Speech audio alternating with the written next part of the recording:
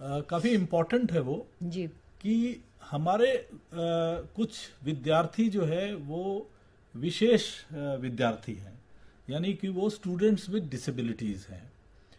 तो उनको कई प्रकार के कंसेशंस एग्जामिनेशन के दौरान दिए जाते हैं। जैसे कि उसमें एक उल्लेखनीय है कि कुछ स्टूडेंट जो खुद से लिख नहीं पाते हैं, यानी कि स्टूडेंट्स विथ विजुअल इम्पेयरमेंट है, या किसी स्टूडेंट को हाथ से संबंधित विकलांगता है, जिसके लिए अब शब्द जो है वो दिव्यांगता जी इस्तेमाल किया जाता है। तो वो लोग एक अधिकृत सर्टिफिकेट के साथ अपनी रिक्वेस्ट अपने रीजनल सेंटर में दे सकते हैं, जिससे उनको स्क्राइब, जिसको टेक्निकली उसको एमेनुएंसिस बोला जाता है, वो दे दिया जाता है। उसकी गाइडलाइंस है कि वो कौन होगा।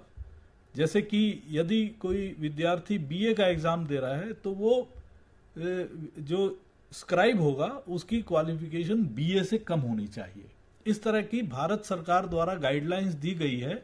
जो हायर एजुकेशन इंस्टीट्यूशंस हैं उसमें जो दिव्यांग छात्र है वो परीक्षा में किस प्रकार से क्या क्या कंसेशंस मिलते हैं उसकी पूरी जानकारी दी गई है। जैसे कि मैं आपको बताऊं कि प्रत्येक 1 घंटे के परीक्षा में उनको 20 मिनट का समय अतिरिक्त मिलता है, यानी कि यदि 3 घंटे का वह परीक्षा है तो उनको 1 घंटा अतिरिक्त मिलेगा, यानी वो 4 घंटे में अपनी परीक्षा संपन्न कर सकते हैं।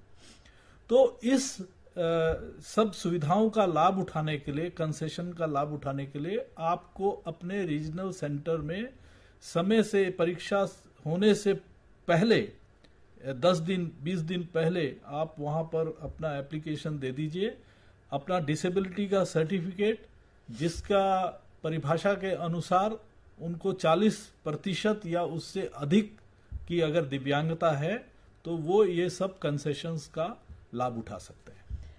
ये बहुत महत्वपूर्ण आपने जानकारी दी डॉक्टर मिश्रा। एंड जो आपने बताया कि ऐसे विद्यार्थियों को जो दिव्यांगन कैटेगरी में आते हैं, डिसेबल्ड कैटेगरी में, वो रीजनल सेंटर पर वेल इन टाइम अपना एप्लीकेशन दे दें, ताकि रीजनल सेंटर जो है वो एग्जाम सेंटर को उस प्रकार से एक्विप कर सके, उनको सूचित कर सके कि भाई ये इन स्टूडेंट्स के लिए they have to take care of these facilities. कई बार क्या होता है कि स्क्राइब्स रीजनल सेंटर या एग्जाम सेंटर पे अवेलेबल नहीं होते हैं, तो वो स्टूडेंट्स को ही बोलते हैं कि आप किसी स्क्राइब का नाम सजेस्ट कीजिए और उनके पर्टिकुलर्स दे दीजिए।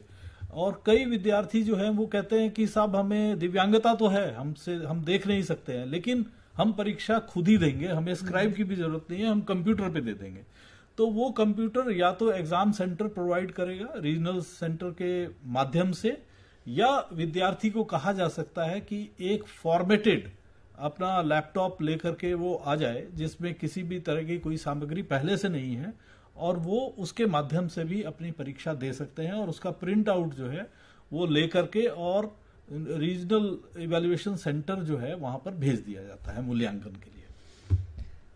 Okay, so that's very specific information, which is specific for this category of learners. So that is a facility provided by the university, I think stated in the RPWD Act 2016.